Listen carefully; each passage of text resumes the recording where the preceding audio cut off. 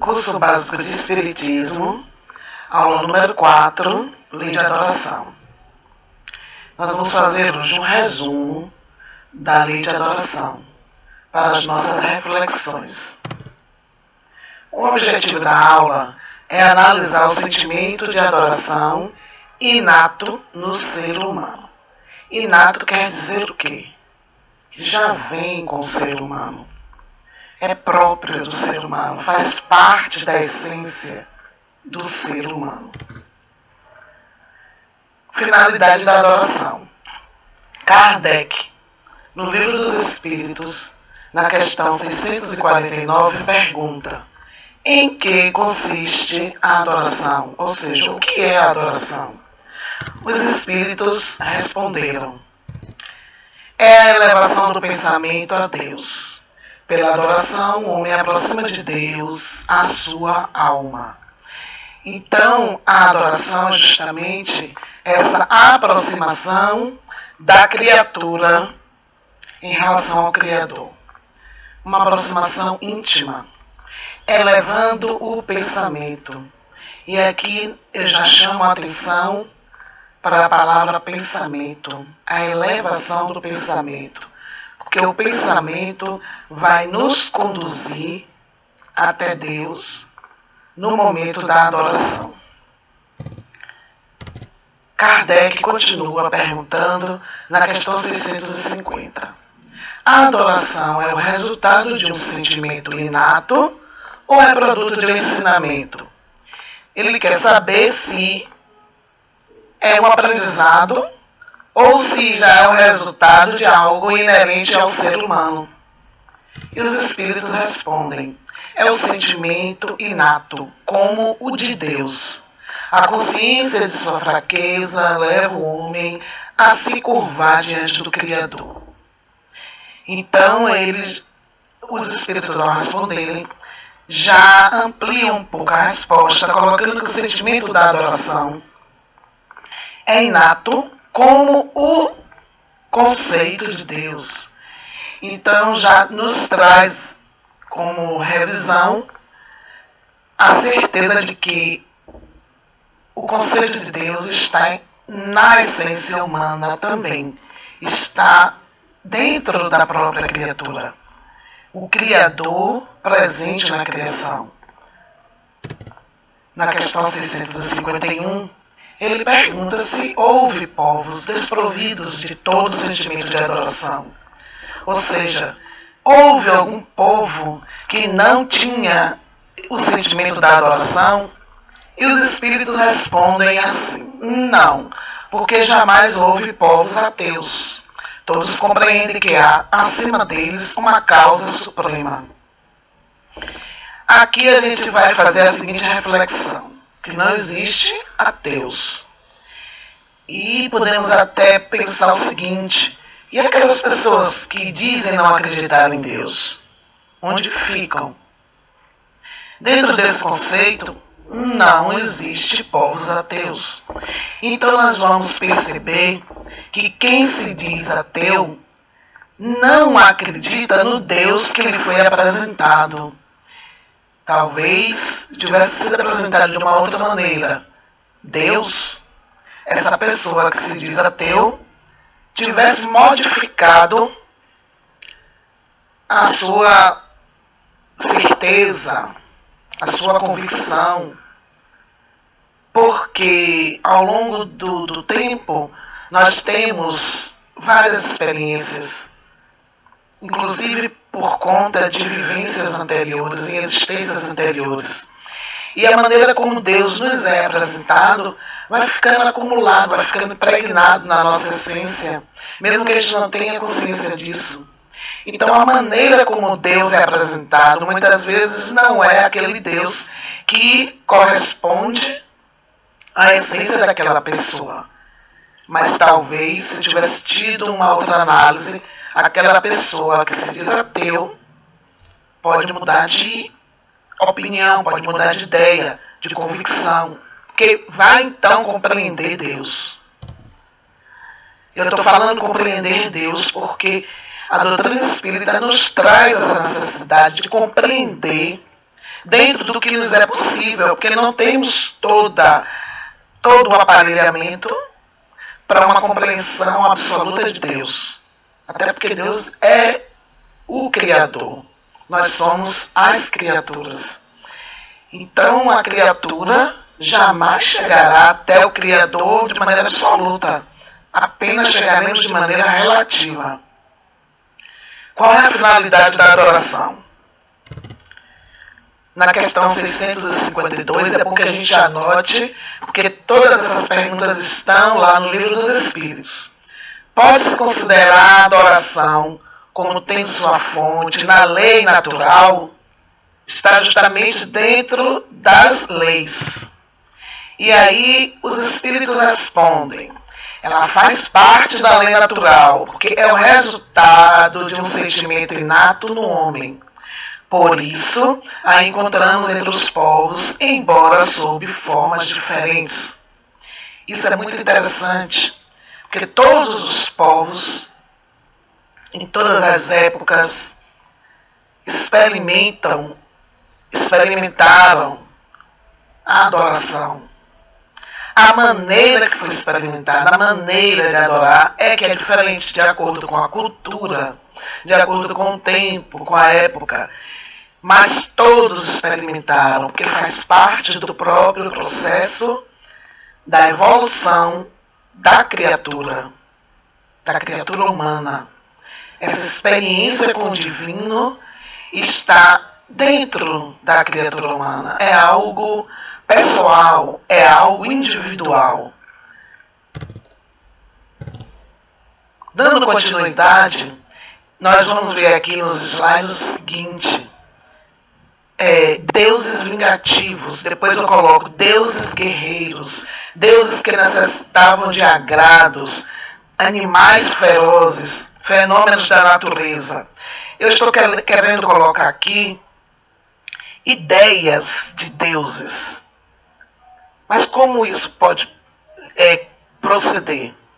Será que sempre tivemos o conceito que temos hoje de Deus? O conceito que a doutrina espírita nos traz, a doutrina espírita é uma doutrina nova em relação ao tempo da humanidade. Mas nós tivemos experiências passadas, experiências outras, não somente nessa reencarnação, mas em reencarnações anteriores. Como que o homem, esse ser, que faz parte da criação divina, como que ele se relaciona com Deus? Foi sempre da mesma maneira que é hoje? A maneira que o homem tem de Deus foi sempre igual ao longo de sua história?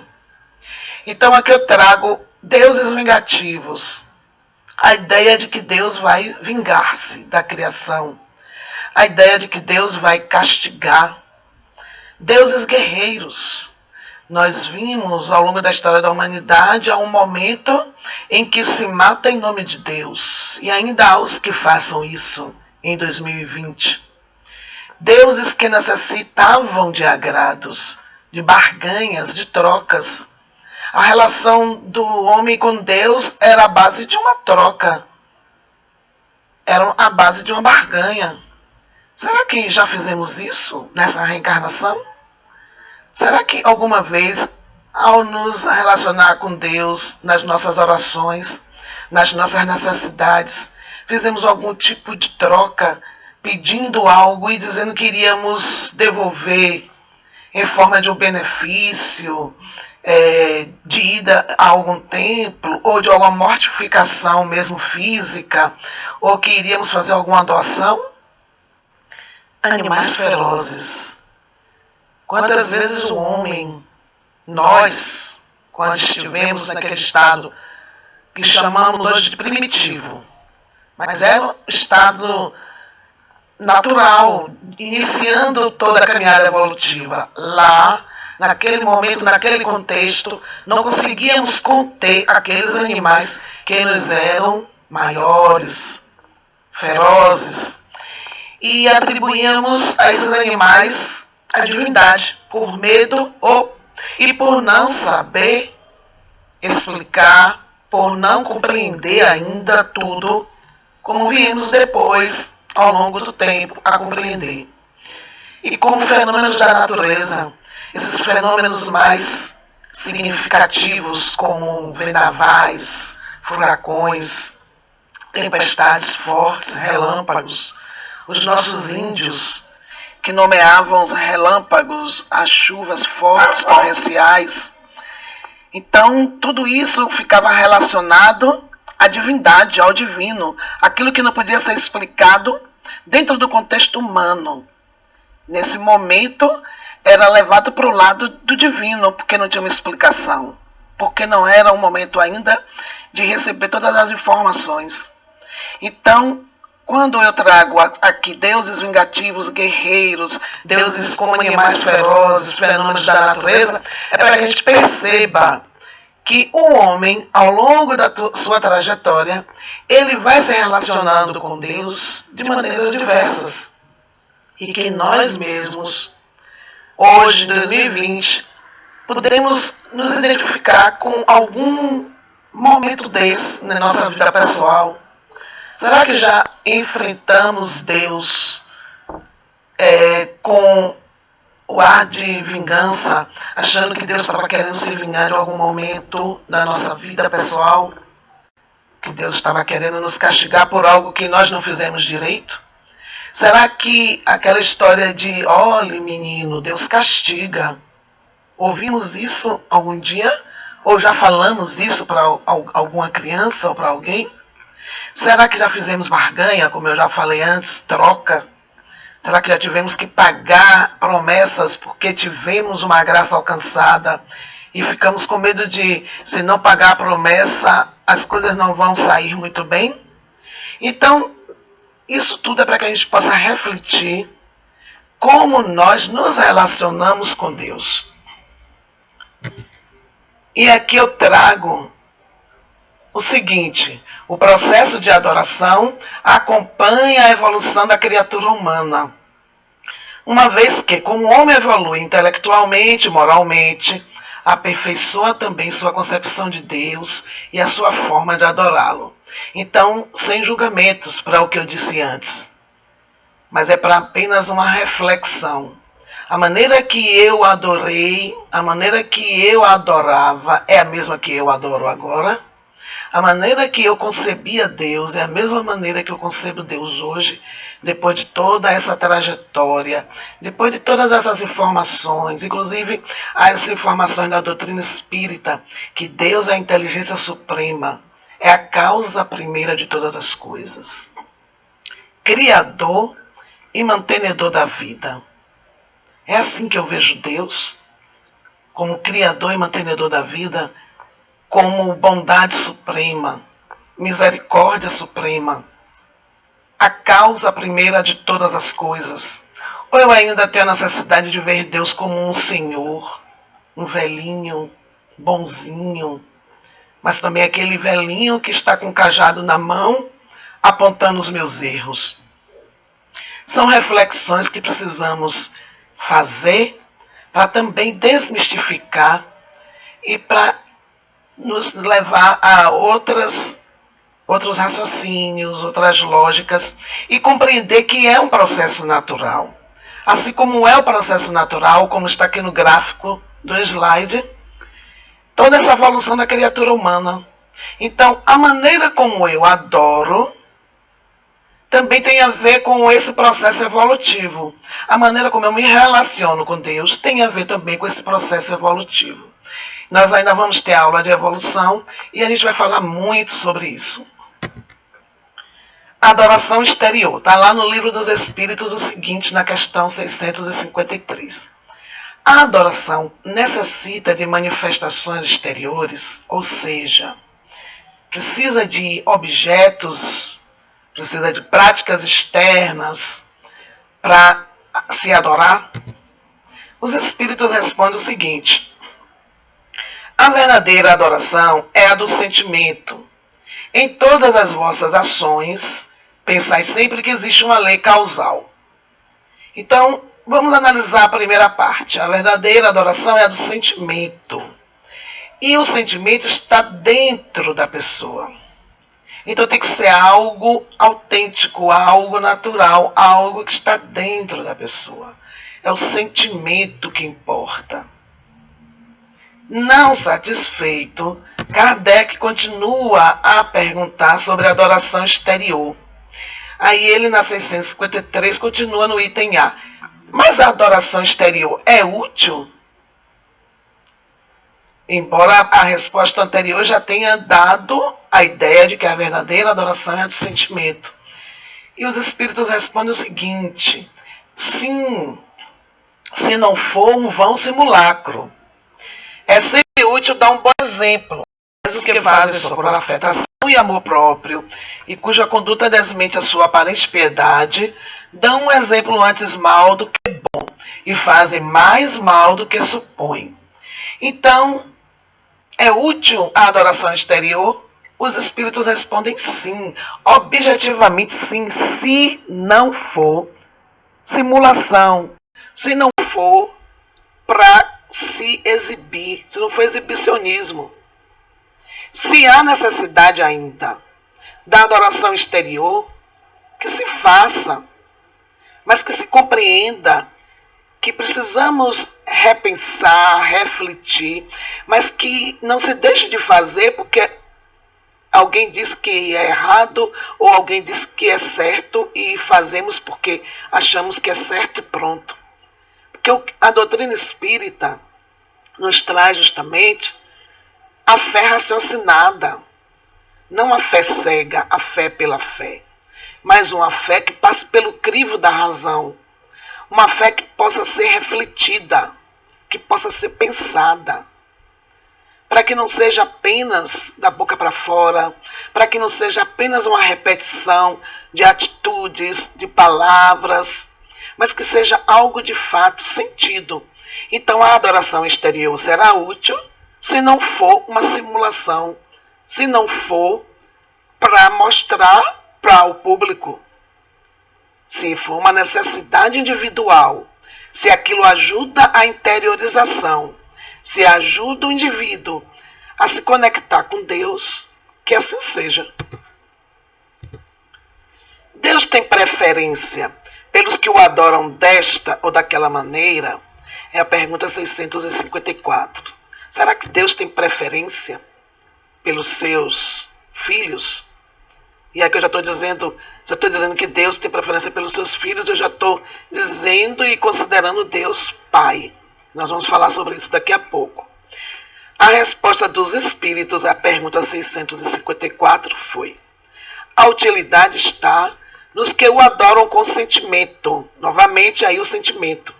Com sinceridade, fazendo bem e evitando o mal, aos que pensam honrá-lo através de cerimônias que não lhes são úteis.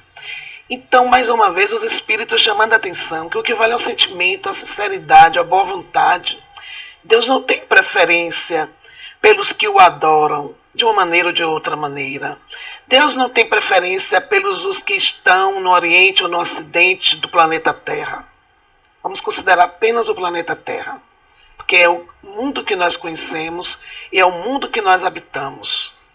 Deus não tem preferência pela adoração do muçulmano, do judeu, do católico, do espírita. Não. Deus não tem preferências.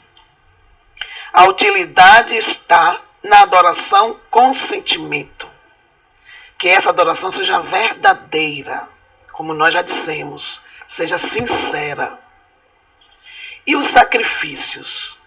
O que é que nós temos a lembrar sobre os sacrifícios? Porque no Livro dos Espíritos, Kardec também pergunta, na questão 669. A prática dos sacrifícios humanos remonta mais à alta antiguidade. Como foi um homem levado a crer que semelhantes coisas pudessem agradar a Deus? A pergunta é: se o sacrifício já era uma prática natural na mais remota antiguidade, como é que podia aqueles homens achar que aquilo ali agradava a Deus? E eu me recordo de Abraão, que é o patriarca do povo hebreu, Está lá no Antigo Testamento a história de Abraão, que ele é convidado por uma voz a levar o filho Isaque ao sacrifício. Na trajetória subindo um monte, onde se era uma prática natural sacrificar animais, Isaque, já um rapaz, ajuda o próprio pai a carregar a lenha e ele pergunta ao pai quem seria o sacrificado, que animal que ele não estava nem carregando, e o pai responde: Deus proverá, Deus mostrará qual será o animal que será sacrificado, mas Abraão já sabia que iria sacrificar o filho. Aí na hora que está lá no monte, que ele amarra o filho e já está prestes a cometer o sacrifício, ele ouve a voz que diz que ele parasse, que ele já tinha provado que ele de fato temia a Deus. Olha só a palavra, ele temia a Deus, era temor de Deus, medo de Deus. Essa prática era natural para aquele povo, para aquela época, para aquele local, para aquela crença. Como em outras épocas, sacrifícios de animais, sacrifícios de pessoas. Mas aqui o Kardec pergunta sobre o sacrifício humano. Como que podia aquele povo pensar que isso agradasse a Deus? E a resposta é a seguinte: primeiro, porque não compreendia Deus como sendo a fonte de bondade. Então, analisando o fato bíblico de Abraão, não compreendia Deus como sendo a fonte da bondade. Justamente, dentro daquele contexto, existe aquela lógica. Está lá nas práticas do Antigo Testamento. Quem traz para a humanidade Deus como fonte de bondade é Jesus. Jesus, nos seus ensinamentos, no tempo que passou fisicamente entre nós, pouco tempo que ele passou fisicamente entre nós, mas que nos deixa um legado maravilhoso e não ainda ultrapassado. Até hoje nos debruçamos sobre o Evangelho, sobre tudo que Jesus disse e que foi registrado pelos evangelistas. Todas as palavras, todos os momentos, as parábolas que ele utiliza. E João, o evangelista, ele traz Jesus. E quando ele traz Jesus, colocando Deus como fonte de bondade. Dos 4 evangelistas, João é o que traz Deus como fonte de bondade. Deus como Pai misericordioso. E temos várias parábolas. Uma delas é a do filho pródigo, onde aquele homem com 2 filhos que trabalham junto com ele, um dos filhos pede a parte da herança para ir embora, porque quer curtir a vida, quer aproveitar o tempo dele, a juventude dele, não quer ficar ali preso com o pai e o irmão no trabalho. E ele pede a parte dele na herança, resumindo aqui, e vai embora. O tempo que ele passa afastado do pai, ele passa gastando muito dinheiro com farras. E lá um dia, depois de um tempo, ele se vê passando, inclusive, fome. E aí ele pensa que ele estava passando mais necessidade e comendo pior do que os animais que pastavam lá nas terras do pai dele. E aí ele tem a ideia de retornar e pedir que o pai o aceite de volta, pelo menos como um empregado. E ele retorna, e aquele pai recebe esse filho com festa, com grande alegria. Inclusive, o outro filho que tinha ficado não compreende isso direito. E fala para o pai: eu sempre estive aqui perto do Senhor, esse tempo inteiro. O Senhor nunca fez uma festa para mim. E esse seu filho, que lhe deu as costas e agora retorna, o Senhor, porque ele retorna, o Senhor manda fazer uma festa, matar um animal e fica nessa alegria. O pai diz que aquele estava perdido e tinha voltado. E que ele precisava festejar aquilo. Porque é assim que Deus eu diria, se comporta conosco. Se comporta entre aspas. Porque a gente sempre precisa dar um atributo humano a Deus, uma palavra dentro do nosso vocabulário, para poder a gente entender o movimento de Deus. Mas é assim que acontece. Aquele Pai misericordioso é Deus, que está apenas e simplesmente esperando o nosso retorno. O nosso retorno para comungar com Ele. Mas comungar com Ele como? A comungar com Ele da lei, fazendo o bem, vivendo corretamente, sem infringir as leis divinas. Então essa comunhão, essa alegria vai acontecer, nós vamos usufruir dessa festa justamente no momento em que a gente tiver esse retorno, essa consciência de que precisamos viver em harmonia com Deus, é viver em harmonia com a lei de Deus. Então, o sacrifício não era compreendido na mais alta antiguidade dessa maneira, porque não se tinha essa compreensão de Deus, essa reflexão de Deus como temos hoje. Repare que a aula de lei de adoração tem muito a ver com toda a evolução do conceito de Deus que foi visto na aula número 2. Vida contemplativa. Aí Kardec, na questão 657, pergunta: os homens que se entregam à vida contemplativa, não fazendo nenhum mal e só pensando em Deus, têm algum mérito perante suas leis? Ou seja, aquelas pessoas que se entregam à vida de oração, se afastam do convívio social, se isolam dentro de mosteiros, dentro de uma vida religiosa rígida, sem uma vida social ativa. Essas pessoas são melhores? Têm algum mérito perante as leis divinas? E os espíritos respondem: não, pois se não fazem mal, também não fazem o bem. Não estão sendo úteis. Aliás, não fazer o bem já é um mal. Não estão sendo úteis porque não estão convivendo. A prova da vida é justamente a prova da convivência com o outro. Nós somos seres sociais. Aí temos a lei de sociedade que explica isso. Nós vamos ver numa aula futura. Vamos falar da lei da sociedade, da lei do progresso. Para progredir, nós precisamos de viver em sociedade. Porque é na vivência social que nós experimentamos as nossas dificuldades, que vamos crescer em plenitude, que vamos aprender com os nossos erros, com os nossos acertos, e vamos daí tirar o que é bom, refazer o que não for bom. Então vamos poder avaliar, através da convivência, como nós estamos. E a prece? Como falar de adoração sem falar em prece? Não tem como. Se a prece também é a elevação do pensamento a Deus. Aí na questão 658, Kardec pergunta o seguinte: a prece é agradável a Deus?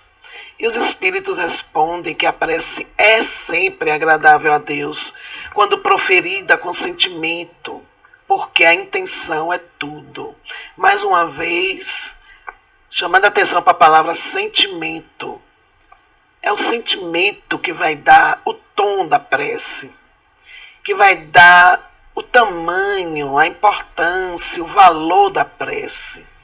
A prece agradável é aquela que brota do coração. Qual é o caráter geral da prece? Kardec pergunta na 659. E os espíritos falam o seguinte: a prece é um ato de adoração. Orar a Deus é pensar nele, é aproximar-se dele, é pôr-se em comunicação com ele. Pela prece pode-se propor 3 coisas: louvar, pedir e agradecer. Se a adoração é a elevação do pensamento a Deus, a prece também é. Então é por isso que a prece é um ato de adoração. Então quando estamos em prece, estamos pensando em Deus. estamos próximos de Deus e estamos nos comunicando com Deus. Essa comunicação da criatura com o Criador vai se fazer através do pensamento.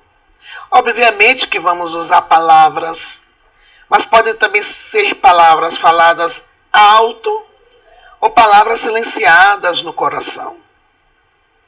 E a prece pronta, ela não tem valor? Quando a gente diz que é um ato de adoração, que é um pensamento que elevamos, que tem que ser algo natural, nós vamos enfatizar sim que para a prece ter um valor, ela precisa ser autêntica, ela precisa ser natural. A prece pronta, aquela que a gente tem como roteiro dentro de um livro ou dentro de um folheto, ela vai nos servir também, desde que eu reflita as palavras que ali estão impressas. A gente precisa refletir quando a gente lê uma oração. E não apenas ler por ler. A gente precisa parar e analisar o que está escrito.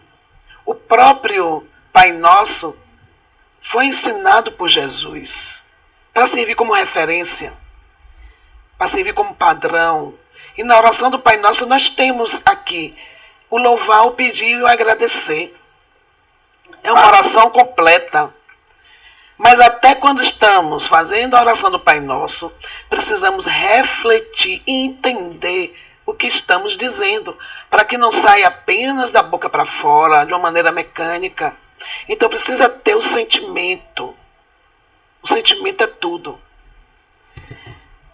A prece deve ser uma expansão íntima da alma para com Deus.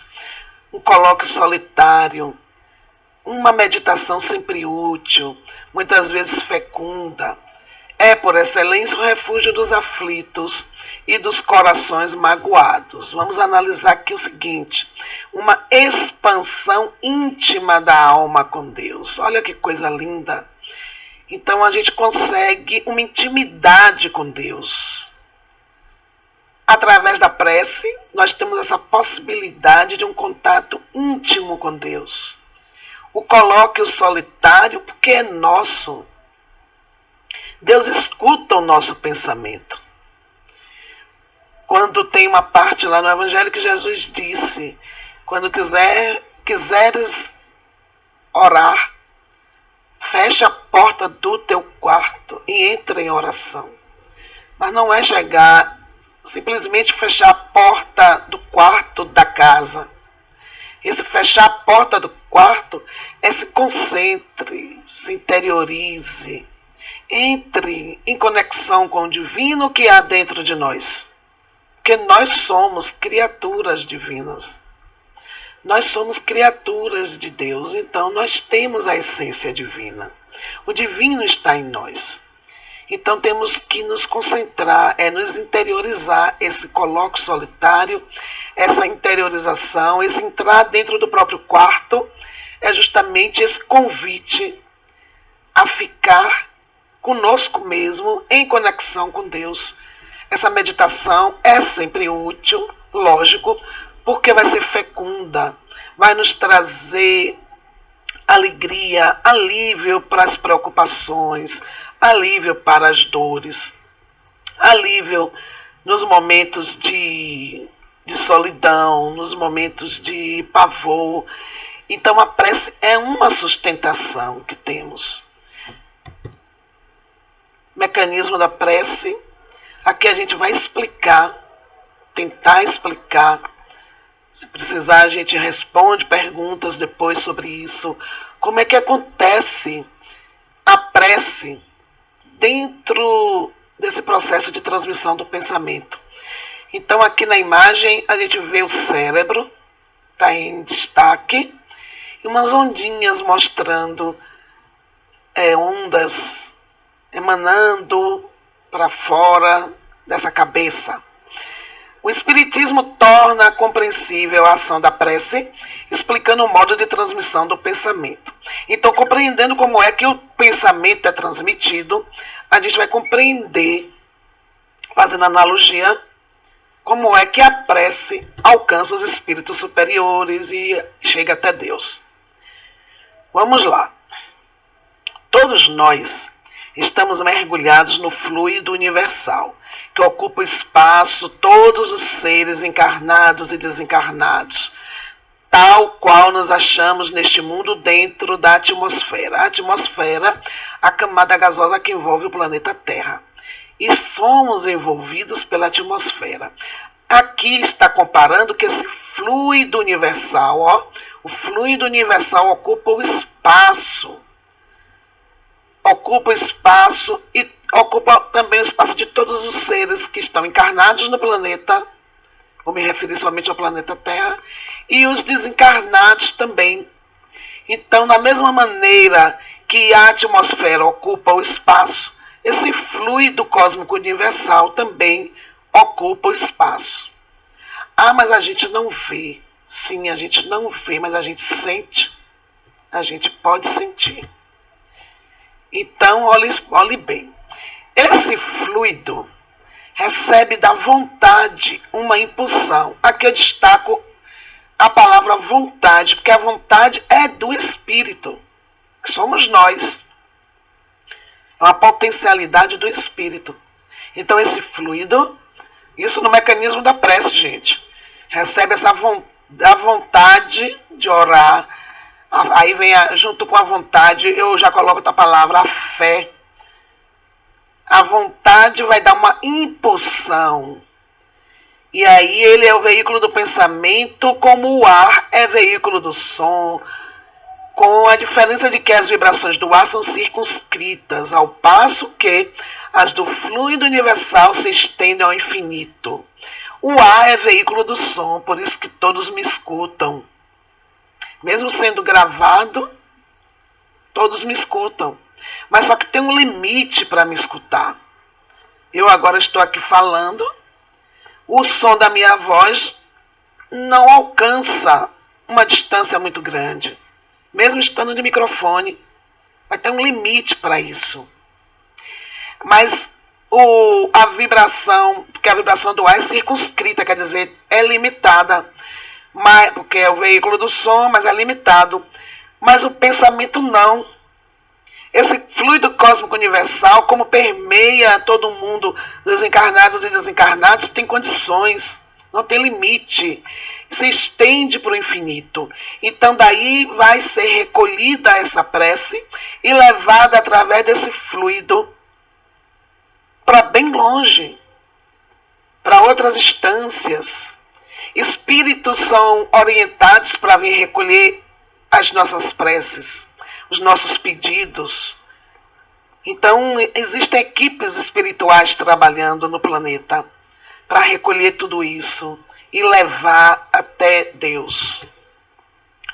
Continuando, sobre o mecanismo da prece, continuando a explicação como é que ela se propaga. A energia dessa corrente guarda proporção com a do pensamento e da vontade.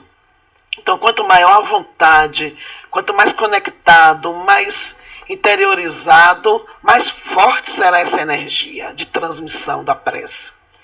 É assim que os espíritos ouvem a prece, que lhes é dirigida, qualquer que seja o lugar onde se encontrem. E é assim que os espíritos se comunicam entre si, que nos transmitem suas inspirações através do fluido cósmico universal. A transmissão do pensamento leva as preces para esses espíritos que têm a tarefa de recolher em qualquer lugar onde eles se encontrem, e aí as preces serão atendidas. E por que nem todas as preces são atendidas? E por que às vezes a prece não é atendida imediatamente? Aí já é uma outra questão. Aí já é uma outra explicação. A transmissão da prece é feita desta maneira. O pensamento que viaja através do fluido cósmico universal. E assim como também os espíritos se comunicam entre si, através do pensamento, e também se comunicam os desencarnados com os encarnados, como nós já vimos também na comunicação mediúnica. As preces nem todas são atendidas. Por que será que isso acontece? Por que será que isso acontece? Porque nem sempre estamos,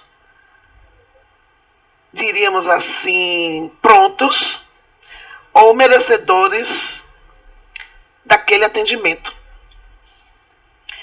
Então existe também a questão da maturidade e do merecimento. Nós que temos crianças ou já tivemos crianças em casa, a gente não pode atender todas as vontades dessas crianças. Tudo que elas pedem, a gente não pode atender sem passar pelo crivo da razão, do bom senso. Então vamos fazer uma comparação. Se eu tenho uma criança que mesmo que ela mereça, porque tem bom comportamento, tem um bom mérito, ela me peça algo que ela não tem ainda idade, quer dizer, não tem condições de gerir. Vamos dizer, uma criança, ela tem condições de dirigir um carro, mesmo que ela seja uma criança merecedora, uma criança que tenha bom comportamento. Se ela me pede o volante do carro, eu posso permitir que isso aconteça? Não, porque ela não tem idade, vocês diriam assim. Mas ela tem bom comportamento, mas ela não tem idade. Então tem que esperar que ela tenha a idade certa para ela tirar a carta, né, a habilitação, ela se tornar hábil para dirigir o carro. Então é assim que Deus se comporta conosco, fazendo uma comparação para que a gente possa compreender. Então ela não tem ainda a maturidade para dirigir o carro. E vamos dizer que ela já tem a maturidade e ela quer dirigir o carro, mas mesmo assim o carro é negado. Um jovem de 18 anos que pede um carro ao pai. Aí o pai diz, não posso te dar o carro agora porque você não tem ainda maturidade. Já está na idade, mas não tem maturidade. Já está na idade, mas não tem ainda condições, porque ainda não tem a responsabilidade, porque você ainda faz isso. Justifica. Ele já teria a possibilidade legal, mas não tem o merecimento. É assim que Deus se comporta conosco. Quantas vezes pedimos algo que não temos condições ainda de dirigir na nossa vida? Queremos, mas não temos condição ainda de dar conta. E quantas vezes pedimos algo que ainda não está na hora de chegar, porque não temos o merecimento.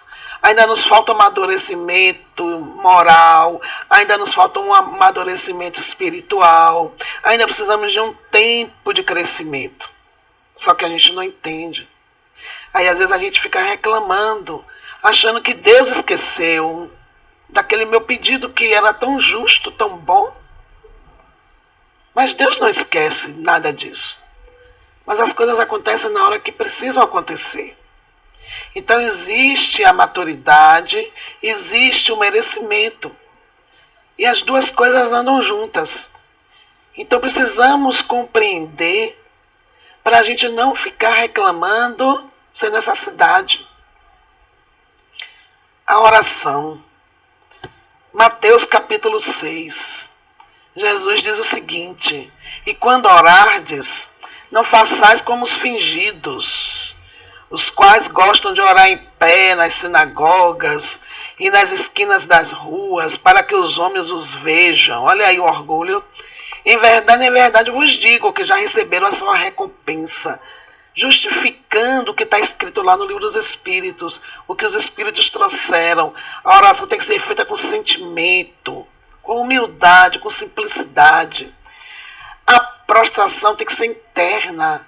Então a gente precisa se ajoelhar para poder melhorar isso, que se ajoelhe. É um ato externo, sim, mas só vai ter valor se eu fizer a minha oração, minha prece, se eu estiver de joelhos? Não. Eu posso estar de joelhos por dentro. É algo aqui dentro. Eu posso me ajoelhar e estar com a cabeça reclinada de uma maneira interna. É como eu me coloco diante de Deus. Então, não precisa de exibicionismo. Olha aí, não façais como os fingidos, que querem mostrar como estão orando. Pedi e obtereis, eu já falei sobre isso antes, no slide anterior, quando eu fiz a reflexão do merecimento e do amadurecimento. Porque Jesus também diz, lá em Marcos, capítulo 11, versículo 24, seja o que for que peçais na prece, crede que o obtereis e vos será concedido. Aqui eu tenho a acrescentar o seguinte, que a gente precisa ter muito cuidado com o que a gente pede. Porque mais cedo ou mais tarde, esse pedido será. E muitas vezes a gente pediu algo lá atrás. Já tem tanto tempo que a gente já até esqueceu. E que está acontecendo agora, ou que ainda vai acontecer. E quando acontece, a gente nem lembra mais daquele pedido. Então vamos refletir sobre isso. O que é que a gente anda pedindo? O que é que a gente anda pedindo a Deus? Seja o que for que peçais na prece, crede que o obtereis e vos será concedido. Quando orardes, dizei assim. Aqui nós vamos refletir agora a oração do Pai Nosso, que o próprio Jesus nos ensinou. Pai Nosso. Quando a gente chama Deus de Pai, já estamos chamando o outro de irmão. E eu estenderia isso a todas as criaturas. E Francisco de Assis, na sua imensa sabedoria, chamava irmão Sol, irmã Lua, irmã Chuva. Chamava todos os seres da criação de irmãos. E nós ainda temos uma imensa dificuldade de reconhecer o outro semelhante a nós de irmão. Nós temos essa imensa dificuldade porque nos falta ainda o exercício do amor. Mas nós chamamos Deus de Pai. Então vamos continuar chamando Pai Nosso, não é somente meu, é nosso, de todos nós. Pai Nosso que estás nos céus. Aqui é o reconhecimento de Deus como Criador, mas não desse Deus distante, que está no firmamento, naquele céu longe, longínquo, que precisamos levantar a cabeça. Esse céu azul, esse céu cinza cheio de chuva, não é esse céu. Quando a gente coloca aqui Pai Nosso que estás nos céus, é reconhecendo a criação divina. É um momento de louvor. Eu disse que o Pai Nosso tem o louvor, tem a parte do pedido e do agradecimento. É o reconhecimento da criação. Santificado seja o vosso nome. Colocando justamente Deus como o Criador.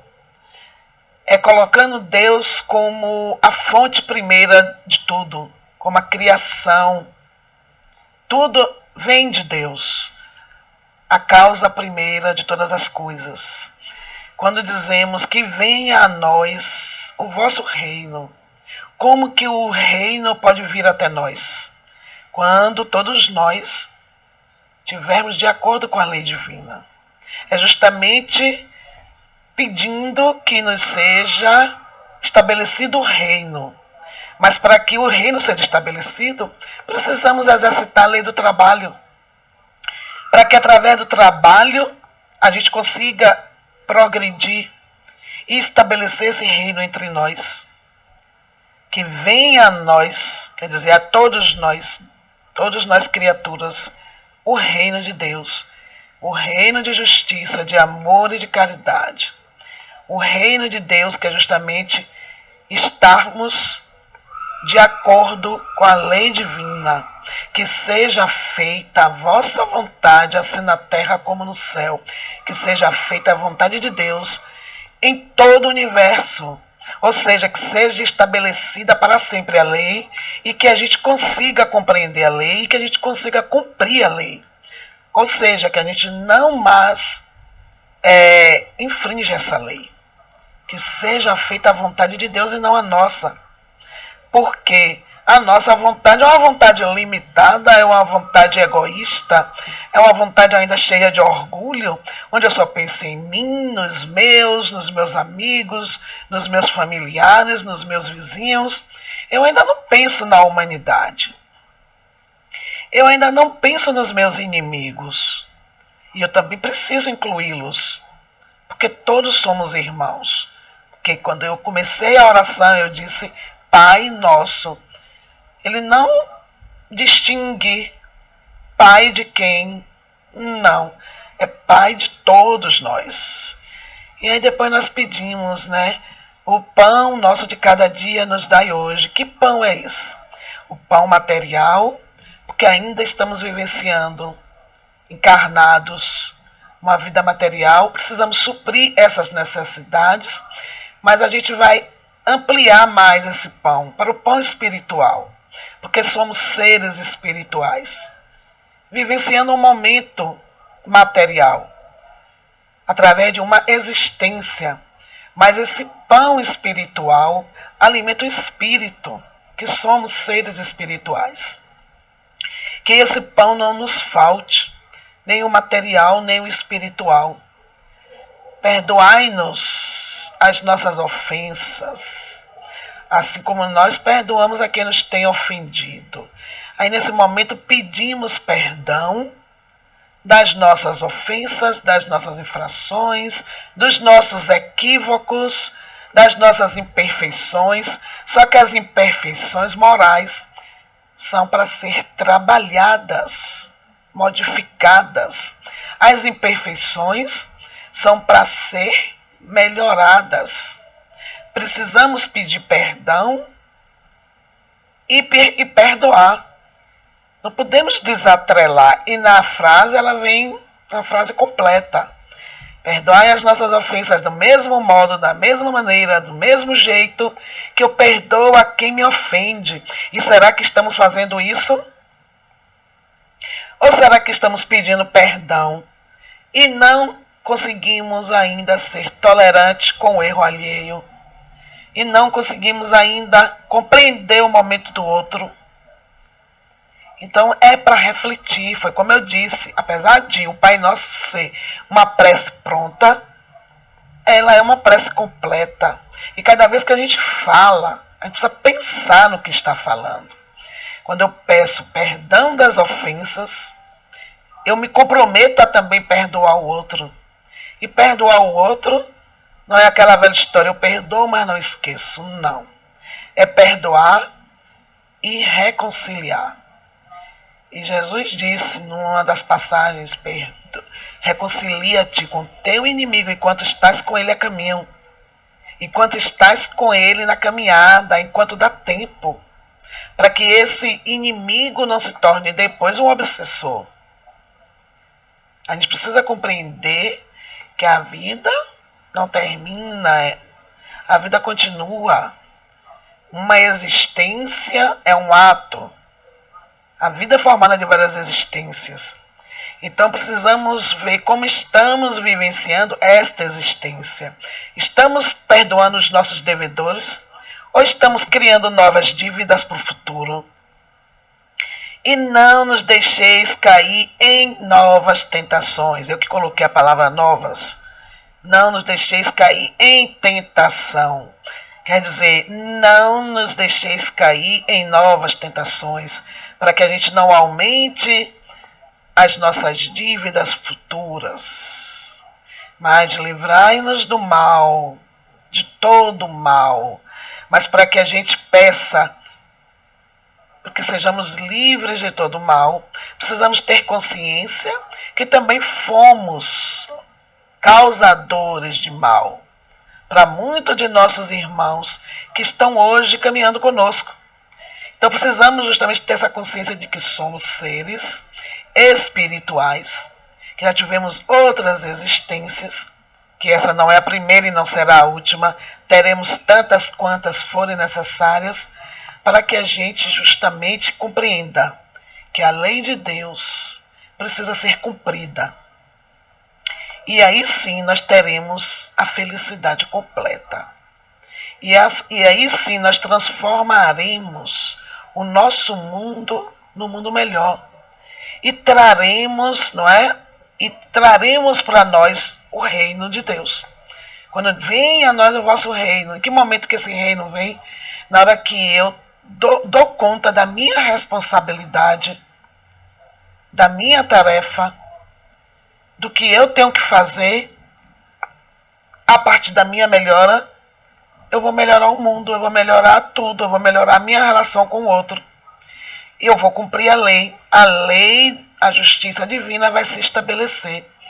Então, o Pai Nosso fica para nossa reflexão. Poderíamos passar o dia inteiro refletindo o Pai Nosso. Tem muito mais coisa para dizer. Mas o importante é lembrar que até aquele que nos quer mal agora, e aquele que nos fez mal e que nos faz mal também é nosso irmão. E que a gente precisa lembrar dele também. Aquele que a gente chama de inimigo, aquele que a gente não suporta, aquele que a gente tem dificuldade de convivência, é nosso irmão, precisa da gente, precisa da nossa oração, da nossa prece, precisa que a gente emita o pensamento. Olha aí o pensamento de volta, um pensamento amoroso. Ah, mas é difícil. E quem disse que é fácil? Mas a gente está aqui para aprender. É um exercício. E esse exercício precisa ser iniciado. Então fica aqui a minha reflexão da aula Lei de Adoração, o meu resumo. Qualquer pergunta pode deixar aí que a gente responde.